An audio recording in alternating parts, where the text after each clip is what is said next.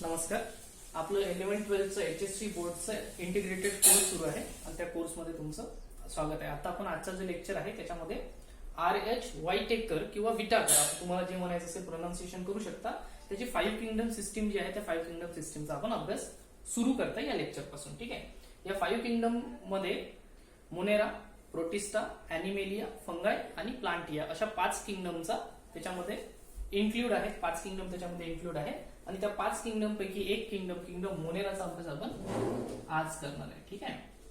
तर kingdom Monera काय आहे, हा मोनेरा आपण आज समजून घेणार आहे. ते समजायच्या आधी आपण RH विटाकरची 5 किंगडम सिस्टीम क्लासिफिकेशन काय आहे ते बघून घेऊया. ठीक आहे. जे लिव्हिंग ऑर्गॅनिझम्स आहेत अर्थवरचे त्यांना वेगवेगळ्या ग्रुपमध्ये डिवाइड करायचं मोठ्या आणि म्हणजे त्याचा अभ्यास जो आहे तो व्यवस्थित आपला सुरळीत होऊ शकला पाहिजे, म्हणून वेगवेगळ्या प्रकारचे क्लासिफिकेशन आले. तशाच प्रकारचे एक क्लासिफिकेशन त्याला आपण 5 किंगडम क्लासिफिकेशन म्हणतो. हे जे 5 किंगडम क्लासिफिकेशन आहे हे RH विटाकरनी किंवा वाईटेकरनी दिलेलं आहे. ठीक आहे. मग जगातले जे काही सजीव आहेत त्या सजीवांना 5 ग्रुपमध्ये वेगवेगळ्या ग्रुप्समध्ये डिवाइड करण्यात आलेले आहे. त्याच्यापैकी एक मोनेरा. ठीक आहे. हे सगळे आधी काय व्हायचं की आधी 2च ग्रुप होते, प्लांट आणि ॲनिमल. ठीक आहे. तर 2च ग्रुप असायचे असं म्हणायचे सायंटिस्ट की ॲनिमलचे किती ग्रुप आहेत, 2 ग्रुप आहे. एक तर ते प्लांट असेल, कोणताही ऑर्गॅनिझम तुम्ही बघितला, कोणताही सजीव तुम्ही बघितला तर तो एक तर प्लांट असेल नाहीतर काय असेल, ॲनिमल असेल असं सायंटिस्ट म्हणत होते काही काळ आधीपर्यंत. पण नंतर RH विटाकरच्या नंतर त्यांनी जे होते ते सगळे ऑर्गॅनिझमला 5 वेगवेगळ्या ग्रुपमध्ये डिवाइड केलं. त्यांनी असं सांगितलं की पृथ्वीवर आपल्याला मुख्यतः 5 प्रकारचे किंवा 5 प्रकारचे वेगवेगळे गुण असलेले आपल्याला लिव्हिंग ऑर्गॅनिझम पाहायला मिळतात. त्याच्यापैकी एक आहे मोनेरा, त्याच्यानंतर ग्रुप येतो सेकंड किंगडम येतो प्रोटिस्टा, नंतर ॲनिमेलिया, फंगाय, प्लांटिया. कोणताही किंगडम कुठे पण घेऊ शकतो. ठीक आहे. आपण आज जो अभ्यास करणार आहे तो करणार आहे किंगडम मोनेराचा. किंगडम मोनेरा मधले असलेले सगळे ऑर्गॅनिझम्स जे आहेत हे सगळे प्रोकॅरियोटिक आहेत. कसे आहे? प्रोकॅरियोटिक आहे. आपण सेल बघितले होते. आपण जेव्हा 8, 9, 10 वगैरे केलं होतं त्यावेळेस आपल्याला शिकवण्यात आलं होतं की सेल जे असतात 2 प्रकारचे असतात. एक असते युकॅरियोटिक सेल आणि दुसरी असते प्रोकॅरियोटिक सेल. तर मोनेरा मध्ये जे काही ऑर्गॅनिझम असतील, जे काही सजीव असतील किंगडम मोनेरा मध्ये, ते सगळेच्या सगळे कसे आहेत, प्रोकॅरियोटिक आहे. आणि प्रोकॅरियोटिक असल्यामुळे ते कसे आहेत, युनिसेल्युलर आहे. कसे आहे, युनिसेल्युलर आहे. तर प्रोकॅरियोटिक युनिसेल्युलर ऑर्गॅनिझम आहे. मग प्रोकॅरियोटिक म्हणजे काय, तर आपल्याला थोडासा विचार करावा लागेल की ही जर सेल आहे, समजा असं जर आपण सेल कन्सिडर केली की ही सेल आहे, तर मग या सेलच्या आतमध्ये आपल्याला सेल ऑर्गॅनल्स कुठलेच पाहायला मिळणार नाही, कारण प्रोकॅरियोटिक सेल आहे, प्रिमिटिव्ह सेल आहे. आणि प्रिमिटिव्ह सेल असल्यामुळे त्याच्यामध्ये आपल्याला न्यूक्लियस पाहायला मिळत नाही. डीएनए असतो पण एक सर्क्युलर डीएनए असतो, सर्क्युलर डीएनए पाहायला मिळतो. याला न्यूक्लिओइड असं म्हणतात. काय म्हणतात? न्यूक्लिओइड असं म्हणतात, सर्क्युलर डीएनए. आणि या मोनेरामध्ये असलेले जे प्रोकॅरियोटिक युनिसेल्युलर ऑर्गॅनिझम आहे त्याच्यामध्ये डीएनए सर्क्युलर पाहायला मिळते आणि एक्स्ट्रा क्रोमोझोमल डीएनए असतो. काय असतो? एक्स्ट्रा क्रोमोझोमल डीएनए, म्हणजे आणखी डीएनए असतात, छोटे सर्क्युलर डीएनए. यांना प्लाझमिड्स असं म्हणतात. ठीक आहे. तर एक सर्क्युलर मेन डीएनए त्याला आपण न्यूक्लिओइड असं म्हटलेलं आहे आणि जे बाकीचे आहेत यांना प्लाझमिड असं म्हणतात. ठीक आहे. याच्यामध्ये कुठल्याच प्रकारचे सेल ऑर्गॅनल्स नसतात. जसं आपण बघतो मायटोकॉन्ड्रिया असतो, गोल्जी कॉम्प्लेक्स असतात, एंडोप्लाझमिक रेटिक्युलम असतं. अशा प्रकारचं कुठलंच फीचर आपल्याला याच्यामध्ये पाहायला मिळत नाही, म्हणून खूप बेसिक सेल असल्यासारखी आहे ही, म्हणून आपण याला प्रोकॅरियोटिक सेल असं म्हणतो. ठीक आहे. समजायसाठी आपण त्याला बेसिक सेल असं म्हणू शकतो. आणखी काही कॅरेक्टर्स आहेत. रायबोझोम्स जे आहेत हे स्मॉलर टाइपचे आहेत. रायबोझोम्स कसे आहेत? स्मॉलर टाइपचे रायबोझोम्स आहेत. रायबोझोम वेगवेगळ्या प्रकारचे साईज मध्ये त्यांच्या फरक असतो. त्याच्यामध्ये आपल्याला 70S हे जे रायबोझोम्स असतात, जे तुम्ही सेल वगैरे ड्रॉ करत असताना जे टिपके वगैरे करता ना, त्याला आपण रायबोझोम असं म्हणतो. रायबोझोम प्रोटीन फॅक्टरी असते, त्याच्यात तिथं प्रोटीन तयार होतात. ठीक आहे. तर ही जी प्रोटीन फॅक्टरी असते ही 7S रायबोझोम असतात. कसे असतात? 7S नाही, 70S रायबोझोम्स असतात. आणखी काही फीचर्स आहेत. याची जी सेल वॉल असते, जे किंगडम मोनेरा आहे त्या मोनेरामध्ये सगळे युनिसेल्युलर ऑर्गॅनिझम, असे ऑर्गॅनिझम जे पूर्णतः काय आहे, एक सिंगल सेल आहे. आणि ती सेल कशी आहे? प्रोकॅरियोटिक आहे. कुठल्याच प्रकारचं स्पेशल फीचर नाही आहे.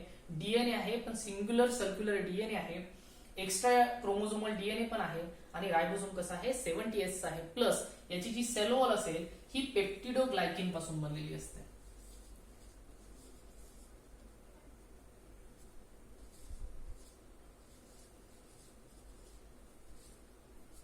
ठीक आहे, पेप्टिडोग्लायकन थोडंसं स्पेलिंग मध्ये येऊ शकते.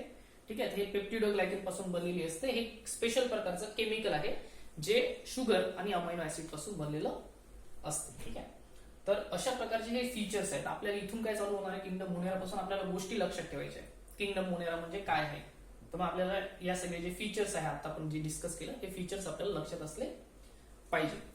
प्लस हे जे सगळे मोनेरा असतात हे एसेक्शुअल रिप्रोडक्शन शो करतात. म्हणजे यांचं जे मोड ऑफ रिप्रोडक्शन आहे हे मोड ऑफ रिप्रोडक्शन आहे एसेक्शुअल रिप्रोडक्शन. सेक्शुअल रिप्रोडक्शन पाहायला मिळते पण ते स्पेशल प्रकारचं सेक्शुअल रिप्रोडक्शन असते, त्याला कॉन्ज्युगेशन असं म्हणतात. कॉन्ज्युगेशन मध्ये काय होते, तुमच्या पुस्तकामध्ये दिलेलं आपण पुस्तकातलंच मॅटर इथे डिस्कस करत आहे. ठीक आहे, कॉन्ज्युगेशन मध्ये काय असतात की दोन जे मोनेरामधले ऑर्गॅनिझम्स असतात त्यांना जनरली आपण बॅक्टेरिया म्हणतो. ठीक आहे, मोनेरामध्ये येणारे सगळे जे युनिसेल्युलर ऑर्गॅनिझम्स आहेत त्यांना आपण जनरली बॅक्टेरिया म्हणतो. याचे दोन टाईप आपण पुढे पाहणार आहे. ठीक आहे, तर हा जो बॅक्टेरिया आहे किंवा युनिसेल्युलर प्रोकॅरियोटिक ऑर्गॅनिझम आहे, असे दोन ऑर्गॅनिझम एकमेकाच्या जवळ येतात आणि आपला जो डीएनए मटेरियल असतो हा एक जो बॅक्टेरिया असतो हा दुसऱ्या बॅक्टेरियाला त्याचा जेनेटिक मटेरियल देतो. याला आपण सेक्शुअल रिप्रोडक्शन म्हणतो. सेक्शुअल रिप्रोडक्शन मध्ये काय होते, दोन इंडिव्हिज्युअल्स दोन ऑर्गॅनिझमच्या मध्ये काय होते, जेनेटिक मटेरियलचं शेअरिंग होते आणि हे जेनेटिक मटेरियलचं शेअरिंग होते म्हणून आपण त्याला काय म्हणतो, सेक्शुअल रिप्रोडक्शन असं म्हणतो. मग हे जे मोनेरा आहे याच्यामध्ये एसेक्शुअल रिप्रोडक्शन पाहायला मिळते पण स्पेशल प्रकारचं सेक्शुअल रिप्रोडक्शन पण काही वेळा खूप रेअरली पाहायला मिळते, ज्याला कॉन्ज्युगेशन असं म्हणतात. आणि जसं की मी एक्सप्लेन केलं, कॉन्ज्युगेशन मध्ये काय होतं की दोन सेल एकमेकाच्या जवळ येतात आणि एक सेल दुसऱ्या सेलला काय देते, जेनेटिक मटेरियल देते. जी सेल जेनेटिक मटेरियल देणार असते तिला आपण डोनर असं म्हणतो आणि दुसरी रिसिव्हर असते. ठीक आहे, तर अशा प्रकारचं सेक्शुअल रिप्रोडक्शन पण पाहायला मिळतं.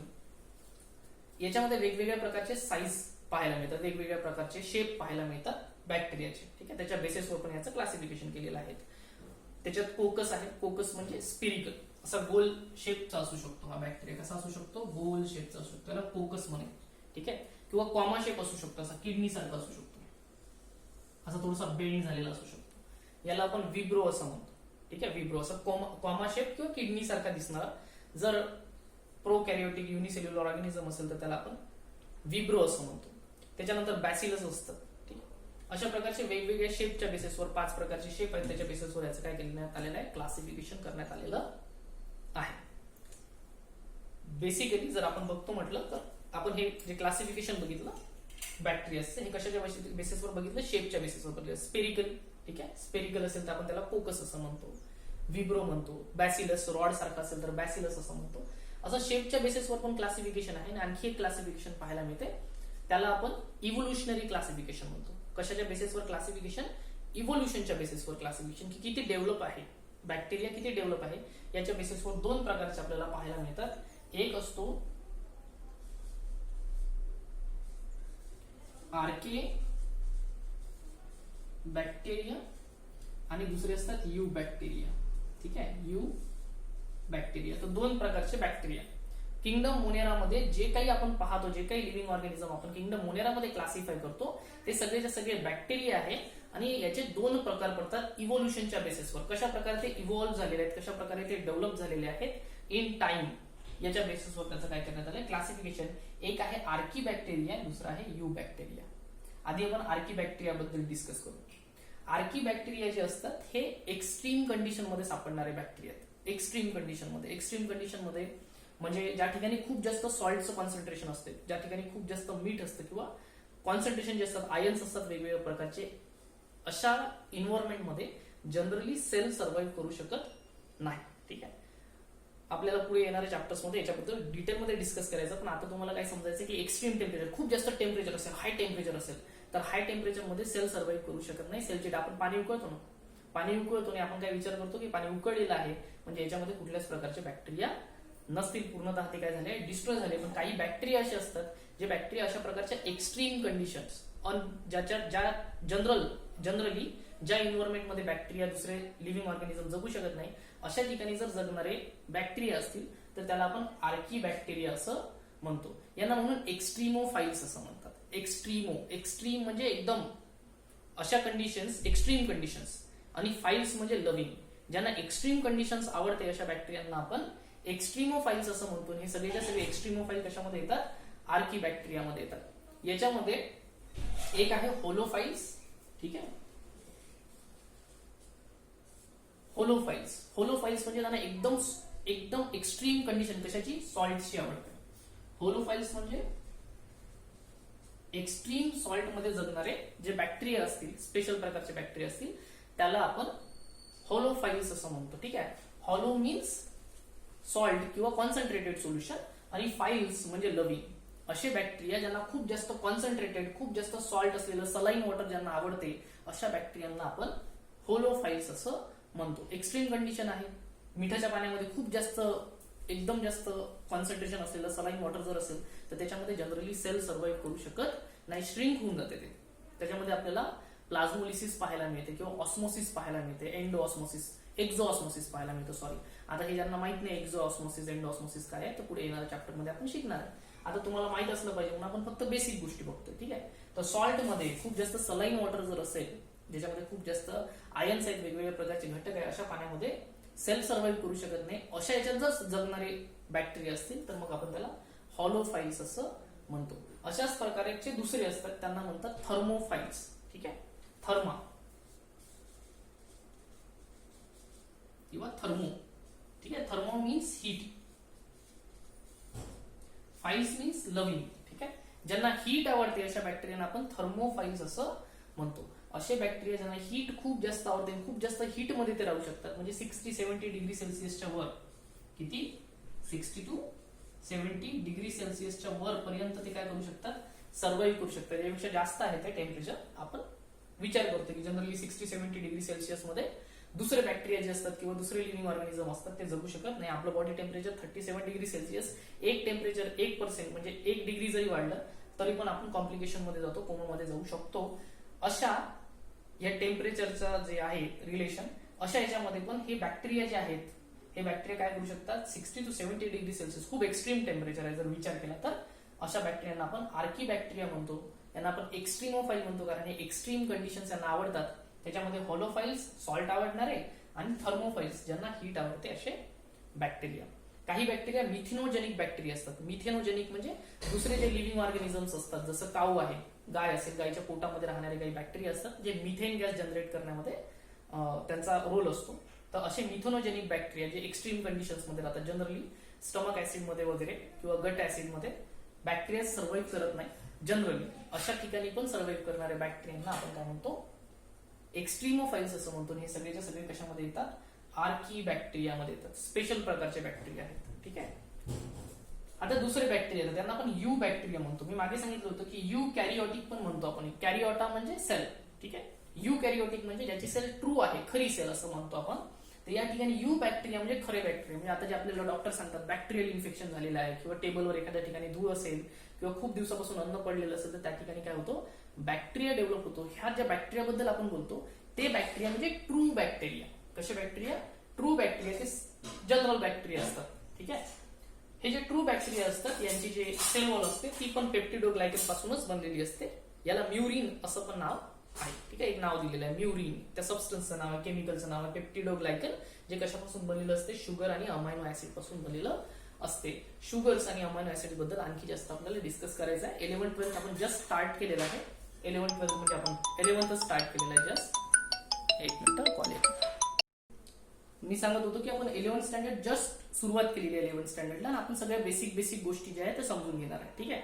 तर तुम्हाला पुढे स्कोअर करायसाठी किंवा पुढच्या गोष्टी समजून घेण्यासाठी या बेसिक गोष्टी ज्या आहेत, प्रोकॅरियोटिक म्हणजे काय, युकॅरियोटिक म्हणजे काय, युनिसेल्युलर म्हणजे काय, या ज्या बेसिक गोष्टी आहे या आधी समजल्या पाहिजे. नंतर आपण मग एक्स्ट्रीम गोष्टी ज्या त्या समजून घेणार. याच्यामध्ये सांगत होतो की पेप्टिडोग्लायकन म्हणजे शुगर आणि अमायनो ऍसिड पासून बनलेलं असतं. याच्याबद्दल आपल्याला आणखी जास्त डिटेलमध्ये डिस्कशन करायचं की अमायनो ऍसिड काय असतात, शुगर काय असतात, पण येणाऱ्या पुढच्या काही लेक्चरमध्ये किंवा पुढच्या काही चॅप्टरमध्ये आपण त्याच्याबद्दल डिस्कस करू. यू बॅक्टेरिया म्हणजे मी तुम्हाला सांगितलं ट्रू बॅक्टेरिया जनरली ज्यांच्याबद्दल आपण बोलतो. याच्यामध्ये दोन प्रकार पाहायला मिळतात. एक असतात ऑटोट्रॉप्स,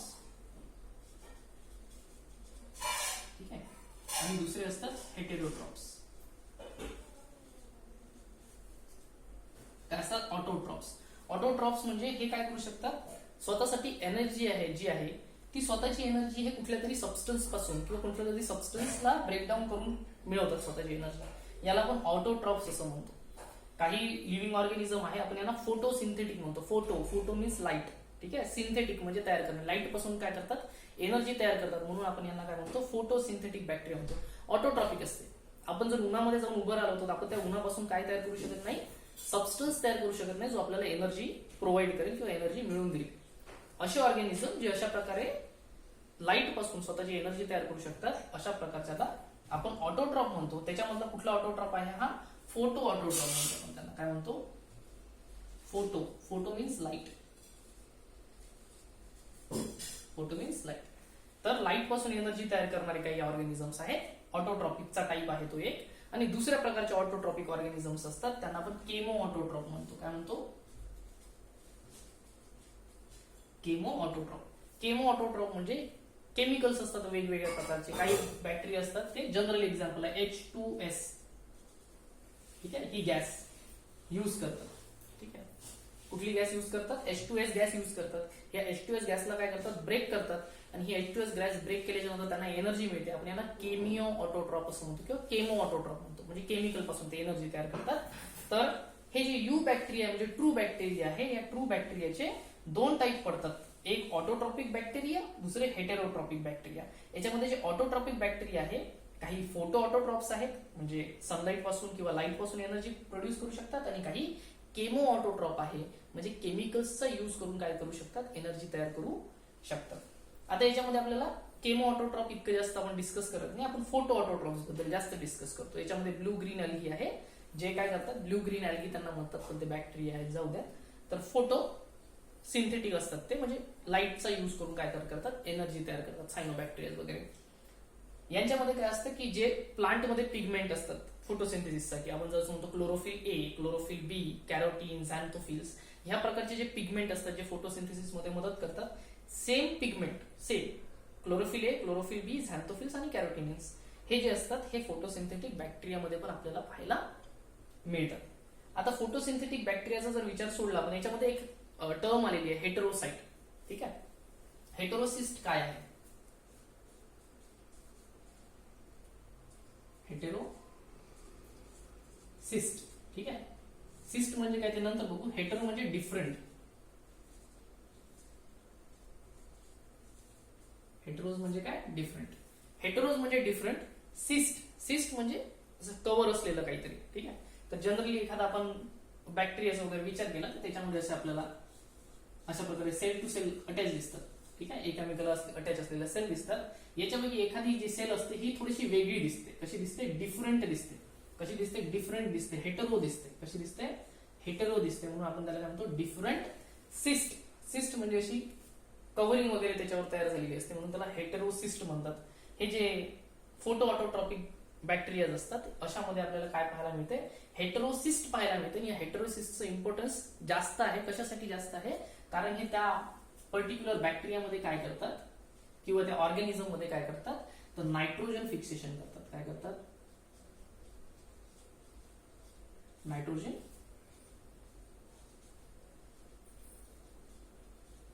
फिक्सेशन. होपफुली स्पेलिंग बरोबर आहे. तर नायट्रोजन काय करतात, फिक्सेशन करतात. सगळ्या लिव्हिंग ऑर्गॅनिझमला, तुम्हाला, मला, एखाद्या प्लांटला, एखाद्या दुसऱ्या अॅनिमलला वगैरे सगळ्यांना नायट्रोजनची गरज असते. आणि ते नायट्रोजन जे प्युअर नायट्रोजन असते ना, ते प्युअर नायट्रोजन ते घेऊ शकत नाही. म्हणून काही केमिकल प्रोसेस करून ते काय मिळवतात, नायट्रोजन मिळवतात. त्याला आपण नायट्रोजन फिक्सेशन असं म्हणतो. काय म्हणतो, नायट्रोजन फिक्सेशन असं म्हणतो. आणि हे नायट्रोजन फिक्सेशन करायसाठी जे ऑटोट्रॉपिक फोटोसिंथेटिक बॅक्टेरिया असतात त्याच्यामध्ये हेटेरोसिस्ट पाहायला मिळतो. हा जो पॉइंट आहे हेटेरोसिस्टचा, हा महत्वाचा ठरते चॅप्टरच्या अँगलने पाहतो म्हटलं तर. ठीक आहे, हे झालं ऑटोट्रॉपिक बॅक्टेरिया बद्दल. आता दुसरे असतात हेटेरोट्रॉपिक बॅक्टेरिया. कसे असतात, हेटेरोट्रॉपिक, दुसऱ्या लिव्हिंग ऑर्गॅनिझमला वर डिपेंड करतात किंवा दुसऱ्या ऑर्गॅनिझमवर डिपेंड करतात एनर्जीसाठी. त्याला हेटेरोज म्हणजे डिफरंट, ट्रॉपिक म्हणजे जे काही न्यूट्रिशन मिळवतात ते न्यूट्रिशन कसं मिळवतात, दुसऱ्या ऑर्गॅनिझम कडून, हेटेरोज कडून मिळवतात. कोणाकडून मिळतात, हेटेरोज. हेटेरोज म्हणजे डिफरंट ऑर्गॅनिझम कडून मिळवतात. म्हणून आपण त्याला काय म्हणतो, हेटेरोट्रॉपिक बॅक्टेरिया असं म्हणतो. हेटेरोट्रॉपिक बॅक्टेरियाचे भरपूर सारे टाइप्स आहेत. ठीक आहे, तर हेटेरोट्रॉपिक बॅक्टेरिया आपण युज पण करतो. जसं लॅक्टोबॅसिलिया आपण शिकलो 9th स्टँडर्ड मध्ये, 10th स्टँडर्ड मध्ये. लॅक्टोबॅसिलिया वगैरे असतात ज्याच्यापासून मिल्क प्रोडक्ट बनवले जातात, आईस्क्रीम बनवलं जातं, चीज बनवलं जातं, पनीर बनवलं जातं किंवा आणखी दुसरे तुम्हाला कोणते प्रॉडक्ट आवडत असतील तर ते सगळे प्रॉडक्ट, मिल्क प्रोडक्ट जे काही असतात ते सगळेच्या सगळे बॅक्टेरियाच्या मदतीने आपण तयार करतो. ते सगळे हेटेरोट्रॉपिक बॅक्टेरिया असतात. एवढंच संपत नाही म्हणतात इथं स्टोरी, तुमच्या पुस्तकाच्या अनुसार इथं स्टोरी संपत नाही. तर हे हेटेरोट्रॉपिक बॅक्टेरिया पॅथोजेनिक असतात. पॅथोजेन्स म्हणजे असा एखादा एजंट जो काय करतो, आपल्याला डिसीज प्रोड्यूस करतो आपल्या बॉडीमध्ये. सिंपल समजायचं असेल तर सिंपल पॅथोजन म्हणजे काय, असा एजंट, अशी एखादी गोष्ट, असा एखादा ऑर्गॅनिझम जो आपल्याला काय करू शकतो, डिसीज करू शकतो, आपल्याला बिमार पडू शकतो.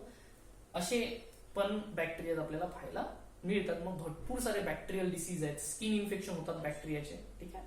तर अशा प्रकारे यांची जी स्टोरी आहे ही लांबच्या लांब स्टोरी आहे. ठीक आहे. काही बॅक्टेरिया असे पण आहे, हेटेरोट्रॉपिक काही बॅक्टेरिया असे आहे ज्यांच्यापासून आपण काय तयार करतो, अँटीबायोटिक्स तयार करतो. अँटीबायोटिक्स काय आहे, केमिकल सबस्टन्स आहे किंवा केमिकल कंपाऊंड आहे. अजून जास्त टेक्निकल बोलतो म्हटलं तर त्याच्यामध्ये हे जे केमिकल सबस्टन्स आहे यांनी दुसरे बॅक्टेरिया मारले जाऊ शकतात. ठीक आहे. तर एक बॅक्टेरिया दुसऱ्या बॅक्टेरिया सोबत टॅकल करायसाठी, त्याच्यासोबत फाईट करायसाठी अशा प्रकारचे केमिकल्स तयार करत असतात. आपण ह्युमन आहे त्याच्यामुळे आपण काय केलं, टेक्निक डेव्हलप केली आणि त्याच्यामध्ये आपण काय तयार करतो, असे केमिकल्स एक्स्ट्रॅक्ट करतो. मग ताप आला असेल, खोकला आला असेल, बॅक्टेरियल इन्फेक्शन झालं असेल तर ते अँटीबायोटिक्स देऊन पटकन क्युअर करता येते. आधी बॅक्टेरियल इन्फेक्शनमुळे लोकांची डेथ व्हायची, अँटीबायोटिक्स आल्याच्या नंतरपासून.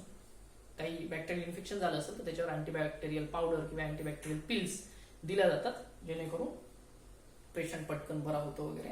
तर आपण बॅक्टेरियाची हेल्प पण घेतोय आणि बॅक्टेरिया आपल्यासाठी हार्मफुल, असं दोन्ही प्रकारचे आपल्याला त्याच्यामध्ये काय पाहायला मिळतात, टाईप्स पाहायला मिळतात. हे जे काही आपण आतापर्यंत डिस्कस केलं हे होतं किंगडम मोनेरा. आणि त्या किंगडम मोनेरामध्ये इन्क्लुडेड असलेल्या लिव्हिंग ऑर्गॅनिझम्स बद्दल येणाऱ्या चॅप्टरमध्ये आपण दुसरे जे किंगडम्स आहेत, पुढचे किंगडम, त्याच्याबद्दल पण डिस्कस करू.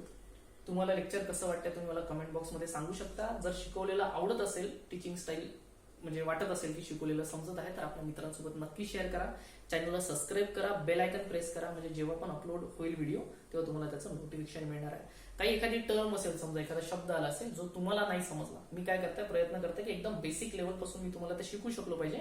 म्हणजे आपण 11चं जे आहे सेशन ते संपेपर्यंत तुमचं जे बेसिक आहे ते पूर्ण कव्हर झालं पाहिजे आणि त्याच्यानंतर 12th आपण जे आहे ते सुरू करू शकलो पाहिजे. तर बेसिक मध्ये जर काही इश्यू असेल तर तुम्ही मला कमेंट बॉक्समध्ये सांगू शकता की सर हा बेसिक मध्ये इश्यू आहे. ठीक आहे. त्याच्याबद्दल पण आपण व्हिडिओ बनवू. थँक्यू.